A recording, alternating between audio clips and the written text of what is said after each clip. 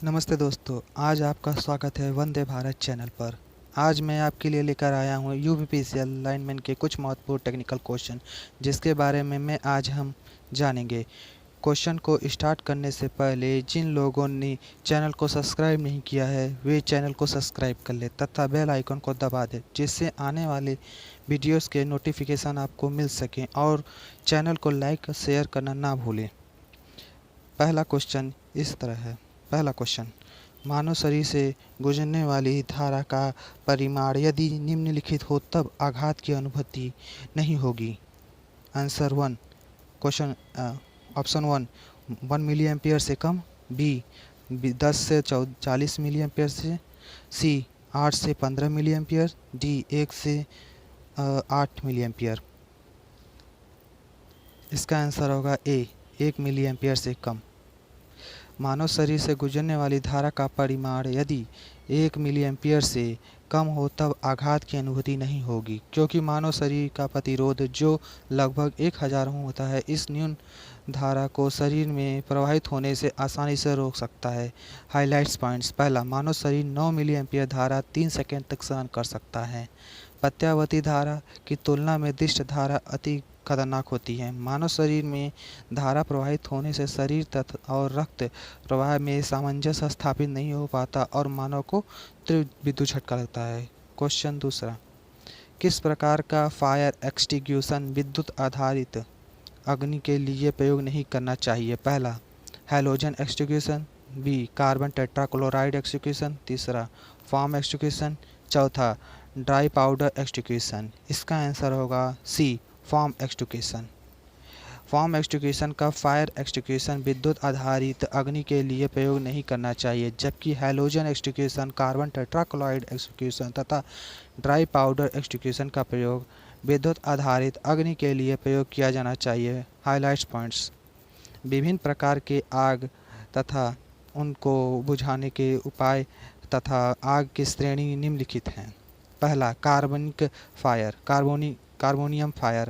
लकड़ी, कागज, कपड़ा, जूट एवं लकड़ी के कोयले से लगी आग इस प्रकार की फायर के अंतर्गत आती हैं। इस प्रकार की आग को बुझाने के लिए पानी, रेत तथा मिट्टी का प्रयोग किया जाता है। इस प्रकार की फायर को श्रेणी ए की फायर कहते हैं। दूसरा, तेली फायर, मिट्टी के तेल, डीजल एवं पेट्रोल आदि से लगी आग इस प्रकार की फायर के अंतर्गत आती है। इस प्रकार की आग को बुझाने के लिए फॉर्म फायर एक्सटिंग्विशन एवं कार्बन डाइऑक्साइड CO2 एक्सटिंग्विशन का प्रयोग किया जाता है। इस प्रकार की फायर को श्रेणी बी फायर कहते हैं। तीसरा, गैसी फायर, प्रोपेन, ब्यूटेन, LPG आदि से लगी आग इस प्रकार की फायर के अंतर्गत आती हैं। इस प्रकार की आग को बुझाने के लिए CO2, हैलोजन आदि रसायनों का प्रयोग किया जाता है। इस प्रकार की फायर को श्रेणी सी की आग कहते हैं। चौथा, विद्युत फायर, विद्युत तारों, उपकरणों एवं धात्विक पदार्थों आदि से लगी आग इस प्रकार की फायर के अंतर्गत आती हैं। इस प्रकार की आग को बुझाने के लिए कार्बन टेट्राक्लोराइड, शुष्क रेत आदि का प्रयोग किया जाता है। इस प्रकार की फायर को श्रेणी डी की आग कहते हैं। क्वेश्चन नंबर 3, मानव शरीर पर बिजली के झटके का जोर या तीव्रता निम्नलिखित पर निर्भर करता है। पहला, लाइन वोल्टेज, दूसरा लाइन धारा, तीसरा लाइन धारा और वोल्टेज, चौथा उपयुक्त सभी। इसका आंसर होगा ए, लाइन वोल्टेज। मानव शरीर पर बिजली के झटके का जोर या तीव्रता लाइन वोल्टेज पर निर्भर करता है। 0 से 90 वोल्टेज तक मानव शरीर झटके का सहन कर सकती है, परंतु इससे अधिक वोल्टेज पर शरीर को विद्युत झटका लगता है। Highlights points. पहला, वोल्टेज का मान बढ़ता जाता है तो विद्युत झटके का जोर या तीव्रता का मान भी बढ़ता जाता है। दूसरा, विद्युत झटके का शाब्दिक अर्थ है कि विद्युत धारा का मानव शरीर में प्रवाह, अर्थात जब मानव किसी गर्म तार को स्पर्श करता है तो उसे झटका महसूस होता है। चौथा, क्वेश्चन नंबर चौथा, लिक्विफाइड गैसों द्वारा लगी आग को बुझाने के लिए किस श्रेणी की अग्निशामक उपयुक्त है। पहला, फॉर्म टाइप अग्निशामक, बी कार्बन टेट्राक्लोराइड अग्निशामक, सी डाई पाउडर अग्निशामक, डी हेलर टाइप अग्निशामक। इसका आंसर होगा सी, डाई पाउडर अग्निशामक। लिक्विफाइड गैसों द्वारा लगी आग को बुझाने के लिए ड्राई पाउडर अग्निशामक उपयुक्त है। लिक्विफाइड गैसों जैसे ब्यूटेन, प्रोपेन, एलपीजी से लगी आगों को बुझाने के लिए ड्राई पाउडर तथा CO2 प्रयोग होना चाहिए। इसके हाइलाइट्स पॉइंट्स हैं। लिक्विफाइड गैसों द्वारा लगी आग को बुझाने के लिए कभी भी पानी का प्रयोग नहीं करना चाहिए। विद्युत द्वारा लगी आग को बुझाने के लिए कभी भी पानी का प्रयोग नहीं करना चाहिए। तीसरा पॉइंट, आदेशात्मक चिन्हों के द्वारा किसी कार्य करने से पूर्व तथा बाद में इन चिन्हों द्वारा आदेश दिया जाता है। आदेशात्मक चिन्ह की पृष्ठभूमि नीली होती है। सूचनात्मक चिन्हों द्वारा सुरक्षा संबंधी जानकारी दी जाती है, जिनकी पृष्ठ हरे रंग की होती है। चेतावनी चिन्हों द्वारा आने वाले खतरे की चेतावनी दी जाती है। किसी व्यक्ति को विद्युत के झटके लगने से निम्नलिखित हानियां हो सकती हैं। पहला, किसी अंग विशेष का छाले पड़ जाना या मांस का जल जाना। दूसरा, हृदय गति रुक व मृत्यु हो जाना। तीसरा, श्वसन में रुकावट व मूर्छा उत्पन्न हो जाना। चौथा, व्यक्ति के मानसिक स्थिति विद्युत झटका लगने के बाद खराब हो सकती है। अब इसके कुछ हाइलाइट्स पॉइंट्स। पहला, व्यक्ति यदि विद्युत के संपर्क में आ जाए तो उसे बुझाने के लिए मशीन या उपकरण के स्विच ऑफ कर देना चाहिए। यदि उपरोक्त प्रक्रिया नहीं हो पा रही है तो स्वयं रबड़ की चटाई, सूखी लकड़ी की वस्तु या प्लास्टिक की मोटी वस्तु आदि पर खड़े होकर पीड़ित को खींचकर विद्युत संपर्क से छुड़ाना चाहिए। छठवां क्वेश्चन, कौन सा सुरक्षा चिन्ह दर्शाता है कि कार्य को किया जाना चाहिए? पहला, निषेध चिन्ह। दूसरा, अनिवार्य चिन्ह। तीसरा, चेतावनी चिन्ह। चौथा, सूचना चिन्ह। इसका आंसर होगा बी, अनिवार्य चिन्ह। अनिवार्य चिन्ह दर्शाता है कि यह कार्य किया जाना चाहिए, जबकि निषेध चिन्ह यह दर्शाता है कि यह कार्य नहीं किया जाना चाहिए। इसके हाइलाइट पॉइंट, किसी भी कार्य की सूचना देने के लिए सूचना चिन्ह का ही इस्तेमाल किया जाता है। अनिवार्य चिन्ह दर्शाता है कि यह कार्य किया जाना चाहिए, जबकि निषेध चिन्ह यह दर्शाता है कि यह कार्य नहीं किया जाना चाहिए। दूसरा पॉइंट, आदेशात्मक चिन्ह के द्वारा किसी कार्य करने से पूर्व तथा बाद में इस चिन्हों का द्वारा आदेश दिया जाता है। आदेशात्मक चिन्ह की पृष्ठभूमि नीली होती है। दूसरा, सूचनात्मक चिन्हों द्वारा सुरक्षा संबंधी जानकारी दी जाती है। इनकी पृष्ठभूमि हरे रंग की होती है। चौथा, चेतावनी चिन्हों द्वारा आने वाले खतरे की चेतावनी दी जाती है। क्वेश्चन नंबर 7वां, इलेक्ट्रिक फायर के मामले में निम्नलिखित का प्रयोग आग बुझाने के लिए किया जाता है। पहला, पानी। दूसरा, कार्बन पाउडर। तीसरा, सूखा बालू। चौथा, इनमें से कोई नहीं। इसका आंसर होगा सी, सूखा बालू। विद्युत फायर के मामले में सूखा बालू का प्रयोग किया जाता है, क्योंकि विद्युत आग बुझाने के लिए carbon dioxide CO2, dry powder CTC extinguishing का प्रयोग किया जाता है। विद्युत फायर के मामले में कभी भी पानी का प्रयोग नहीं करना चाहिए, नहीं तो विद्युत झटका लगने का भय बना रहता है। हाइलाइट पॉइंट्स, आग बुझाने के लिए निम्नलिखित साधन का प्रयोग करना चाहिए। पहला, पानी से भरी बाल्टी का प्रयोग साधारण आग के लिए करना चाहिए। रेत से भरी बाल्टी का प्रयोग विद्युत आग बुझाने के लिए करना चाहिए। हैलोजन या TCT carbon tetrachloride fire extinguishing का प्रयोग भी विद्युत आग बुझाने के लिए करना चाहिए। 8वां क्वेश्चन, जब पीड़ित व्यक्ति का मुख नहीं खुला हो तब कृत्रिम श्वसन के लिए किस पद्धति का प्रयोग किया जाना चाहिए? पहला, शेफर प्रणाली। दूसरा, नेल्सन प्रणाली। तीसरा, मुख से मुख प्रणाली। चौथा, मुख से नाक प्रणाली। तो इसका आंसर होगा डी, मुख से नाक प्रणाली। जब पीड़ित व्यक्ति का मुख नहीं खुला हो तब कृत्रिम श्वसन के लिए मुख से नाक प्रणाली का प्रयोग किया जाता है। इस प्रक्रिया में रोगी की छाती ऊपर उठाकर शीघ्र ही अपने मुख से को रोगी के नाक से लगाकर हवा उसके फेफड़ों में भरते हैं। हवा भरकर शीघ्र ही अपना मुख हटा लेना चाहिए, जिससे हवा बाहर आ सके। हाइलाइट्स पॉइंट्स, प्राथमिक उपचार की विधि निम्नलिखित होती है। पहला, प्रथम विधि जिसे कहते हैं शेफर विधि। द्वितीय विधि जिसे कहते हैं सिल्वेस्टर विधि। और तृतीय विधि में दो आते हैं, मुख से मुख लगाकर और मुख से नाक लगाकर। और चौथी विधि में आती है चतुर्थ विधि में कृत्रिम विधि, जिसे इस विधि में श्वसन यंत्र का प्रयोग किया जाता है। 9वां, विद्युत उपकरणों में स्पार्किंग का कारण हो सकता है ढीला कनेक्शन, बी दोषपूर्ण उपकरण, सी परिपथ, डी विद्युत परिपथ।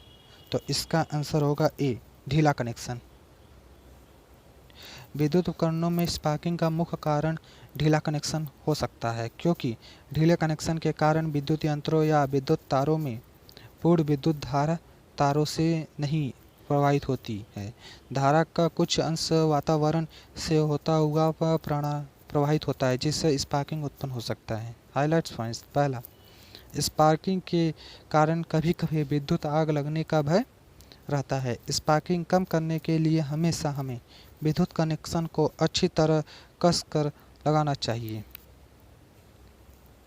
अब इस 10वां, दुर्घटना से बचाव का अच्छा तरीका है। पहला, सुरक्षा साज सामानों का प्रयोग, बी जॉब मशीन और कार्य के स्थान से संबंधित सुरक्षा नियमों का पालन, सी अपने तरीके से कार्य करना, डी उपरोक्त सभी।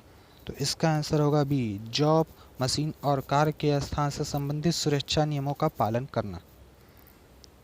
तो दुर्घटना से बचाव के लिए जॉब मशीन और कार्य के स्थानों से संबंधित सुरक्षा नियमों का पालन करना चाहिए, जिससे भी किसी भी कार्य को करने से पूर्व यदि उस कार्य के बारे में पूर्ण जानकारी हो तो उस कार्य करने के किसी प्रकार की दुर्घटना से बचा जा सकता है। इसके कुछ हाइलाइट्स पॉइंट्स हैं। पहला, दुर्घटना से बचाव के लिए विद्युत कार्य में सुरक्षा उपकरण जैसे फ्यूज, परिपथ ब्रेकर जिसे कहते हैं सर्किट ब्रेकर, वोल्टेज नियंत्रक जिसे कहते हैं वोल्टेज कंट्रोलर का प्रयोग होना चाहिए। दूसरा, दुर्घटना से बचाव के लिए बनाए गए मानक नियमों स्टैंडर्ड रूल्स का हमेशा पालन करना चाहिए। क्वेश्चन नंबर 11, सूचनात्मक चिन्ह का परिदृश्यक रंग होता है। पहला लाल, दूसरा नीला, तीसरा हरा, चौथा पीला। तो इसका आंसर होगा, सूचनात्मक चिन्हों के पृष्ठभूमि का रंग हरा होता है, जबकि इसके ऊपर बने चिन्हों का रंग सफ़ेद होता है। इन चिन्हों का आकार वर्गाकार होता है। सूचनात्मक चिन्हों द्वारा सुरक्षा संबंधी जानकारी दी जाती है। इसके हाइलाइट्स पॉइंट्स हैं। कुछ सुरक्षात्मक चिन्ह तथा उनके पृष्ठभूमि का रंग निम्नलिखित है। चिन्ह और पृष्ठभूमि रंग। चेतावनी चिन्ह जिन्हें कहते हैं वार्निंग साइन, वो होता है पीला येलो। निषेधात्मक चिन्ह जिसे कहते हैं प्रोहिबिटिव साइन, जिसे सफ़ेद कहते हैं वाइट। आदेशात्मक चिन्ह मैंडेटोरियन साइन, जिसे नीला कहते हैं blue. Question number 12, first and box में घाव भरने की ट्यूब रखी जाती है। सोफ्रामाइसिन, बी बोरोलिन, सी बिटाडीन, डी पेनिसिलिन। तो इसका आंसर होगा सी बिटाडीन। फर्स्ट एंड बॉक्स में घाव भरने के ट्यूब बिटाडीन ट्यूब रखी जाती है। Highlight point, first and box पर लाल रंग का निशान प्लस बना होता है। फर्स्ट एंड बॉक्स में चिकित्सा संबंधी निम्नलिखित सामान रखे जाते हैं। पहला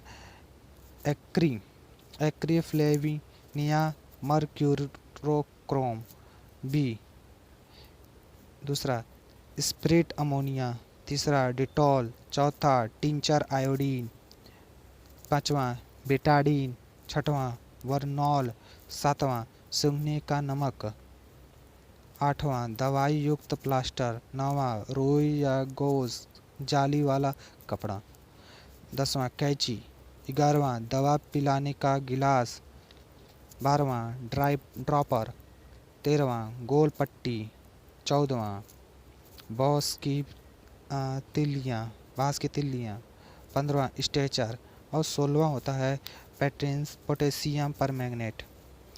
13वां क्वेश्चन, विद्युत से उत्पन्न आग के कारण इसमें से कौन सी अग्निशामक का प्रयोग नहीं किया जाना चाहिए। पहला कार्बन टेट्राक्लोराइड प्रकार के, बी झाग प्रकार के, सी रेत भरकर प्रकार के, डी कार्बन डाइऑक्साइड। तो इसका आंसर होगा बी झाग प्रकार के। विद्युत से उत्पन्न आग के कारण झाग प्रकार के अग्निशामक का प्रयोग किया नहीं जाना चाहिए। क्योंकि आग झाग प्रकार के अग्निशामक से विद्युत अत्यधिक गति से फैलती है, जिससे विद्युत आग अधिक तेजी से फैलती है और विद्युत झटका भी लगने का भय उत्पन्न हो सकता है। Highlight points. पहला, विद्युत आग बुझने के लिए CO2 जिसे कार्बन डाइऑक्साइड, सूखा रेत का भी प्रयोग किया जाता है। 14वां, कार्यशाला में आग बुझाने के लिए किसकी व्यवस्था रखनी चाहिए? ए, अग्निशामक यंत्र, बी, पानी से भरी बाल्टी, सी, रेत से भरी बाल्टी, डी, उपरोक्त सभी। तो इसका आंसर होगा डी, उपरोक्त सभी। अग्निशामक यंत्र, पानी से भरी बाल्टी, रेत से भरी बाल्टी। कार्यशाला में आग बुझाने के लिए अग्निशामक यंत्र, पानी से भरी बाल्टी तथा रेत से भरी बाल्टियाँ, उपरोक्त सभी व्यवस्था रखनी चाहिए। हाइलाइट्स पॉइंट्स हैं इसके। पहले, आग बुझाने के लिए अग्निशामक उपकरण को हमेशा तैयार रखना चाहिए। बी, रेत भरी बाल्टियों में सदैव सूखा बालू रखना चाहिए। क्वेश्चन नंबर 15, ISO का तात्पर्य है Indian standard organisation, B, international standard organisation, C, international science organisation, D, Indian science organisation. तो इसका आंसर होगा B, international standard organisation. ISO का तात्पर्य इंटरनेशनल स्टैंडर्ड ऑर्गेनाइजेशन होता है। Highlights points. विभिन्न मानक एवं मानकीकरण स्टैंडर्ड एंड स्टैंडर्डाइजेशन का पूर्ण नाम निम्नलिखित है। BIS जिसे कहते हैं bureau of Indian standard, ISO अंतर्राष्ट्रीय मानक संगठन, JIS जापान का व्यावसायिक मानक जिसे जापान, DIM ड्यूस इंडस्ट्रीनाइरम जर्मनी, BSI ब्रिटिश स्टैंडर्ड संस्था ब्रिटेन, GOST रूस का स्टैंडर्ड संगठन, ASA American standard association America, ASTM USA standard. Question number 16, विद्युत सप्लाई के तार से चिपके व्यक्ति को दूर करते हैं? ए, सूखी लकड़ी या रबड़ के दस्ताने से, बी, उसका हाथ पकड़कर, सी, गीली लकड़ी द्वारा, डी, लोहे के सरिये से। तो इसका आंसर क्या होगा? तो इसका आंसर है ए, सूखी लकड़ी या रबड़ के दस्ताने से। विद्युत सप्लाई के तार से चिपके व्यक्ति को सूखी लकड़ी या रबड़ के दस्ताने की सहायता से दूर करना चाहिए, क्योंकि उस व्यक्ति के शरीर में धारा का प्रवाह हो सकता है। यदि व्यक्ति को गीली लकड़ी की सहायता या लोहे के सरिये से दूर किया जाता है तो व्यक्ति के अंदर प्रवाहित धारा लकड़ी से होती हुई दूसरे व्यक्ति के शरीर में प्रवाहित होने लगती है। तो इसके हाइलाइट्स पॉइंट्स हैं। पहला, विद्युत सप्लाई के तार से चिपके व्यक्ति को रबड़ की सीट पर खड़े होकर ही दूर हटाना चाहिए। क्वेश्चन नंबर 17, बिजली की आग को बुझाने के लिए निम्नलिखित किस्म के अग्निशामक का प्रयोग करना चाहिए?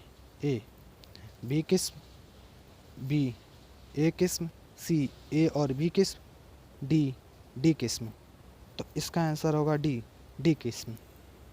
विद्युत आग बुझाने के लिए डी किस्म के अग्निशामक का प्रयोग करना चाहिए। डी किस्म के अंतर्गत carbon dioxide CO2, dry powder CTC carbon tetrachloride extinguishing का प्रयोग किया जाता है। Highlight points. ए किस्म के अंतर्गत आग बुझाने के लिए पानी का प्रयोग किया जाता है। बी किस्म के अंतर्गत आग बुझाने के लिए कार्बन डाइऑक्साइड, फोम एवं सूखा पाउडर का प्रयोग किया जाता है। सी के अंतर्गत आग बुझाने के लिए ड्राई पाउडर का प्रयोग किया जाता है। 18वां, काटने वाले औजार को कहाँ रखना चाहिए? ए, नापने वाले औजार के साथ, बी, खोलने व बांधने वाले औजारों के साथ, सी, सभी औजारों के साथ, डी, सभी औजारों से अलग। तो इसका आंसर होगा डी, सभी औजारों से अलग। काटने वाले औजारों अर्थात तेज धार वाले औजारों को सभी औजारों से अलग रहना चाहिए, क्योंकि यदि ऐसा नहीं किया गया तो ये औजार अन्य औजारों को क्षति पहुंचाने के साथ साथ व्यक्ति को भी क्षति पहुंचा सकते हैं। हाइलाइट्स पॉइंट्स हैं। पहला, काटने वाले औजारों के अंतर्गत तेज धार वाले औजार जैसे आरी, जिसे सॉ कहते हैं, सॉ ब्लेड, लोहे की सरिया काटने वाले औजार आदि आते हैं। दूसरा, काटने वाले औजारों में विद्युत क्षेत्र से संबंधित प्लायर का प्रयोग होता है, जिसका प्रयोग तार को काटने, पकड़ने व मोड़ने में किया जाता है। 19वां, वर्कशॉप में भारी सामान उठाने के समय अधिकतम भार शरीर के किस अंग पर होना चाहिए? ए पीठ पर, बी पैरों पर, सी छाती पर, डी कंधों पर।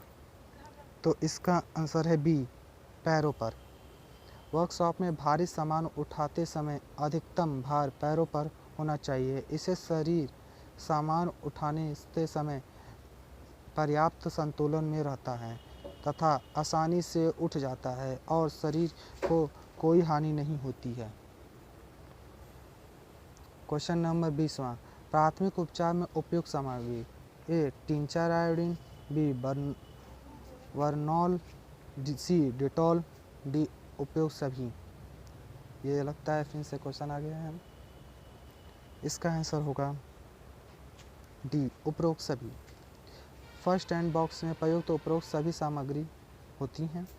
फर्स्ट एड बॉक्स के प्रयुक्त सभी सामग्री जो है वह क्वेश्चन नंबर 12 के ज्ञान बिंदु में दिया गया है।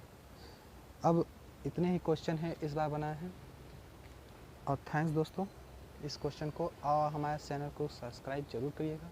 अगर आपको इसमें कुछ प्रॉब्लम या कोई और सुझाव देना है तो कमेंट जरूर करिएगा दोस्तों। Thank you.